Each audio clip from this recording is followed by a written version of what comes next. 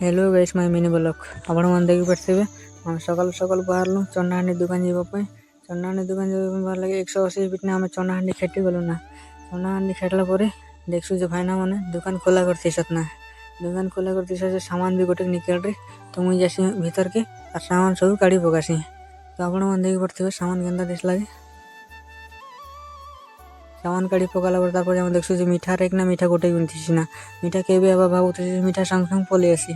मीठा संग संग पले आसला पर तार पछा हम मीठा पछे काढमु बोली करी सामान मन के सजे देस्ता। देखि पड़थिबे सामान मन केनता सजे दिजु। तारपर हमार भाईना मन मीठा के निस्को जे देखो।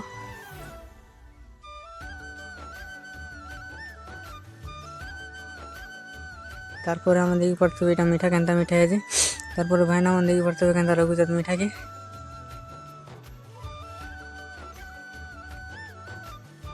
मीठा के रखी रुके सारला परे तम देखि पड़थिबे मीठा तमके खाबार मन लागुछ। चंडाहांडी बस स्टैंड पाकर दुकान तम आसी जिवे मीठा तमके खाबा गलाई मिली जिवे।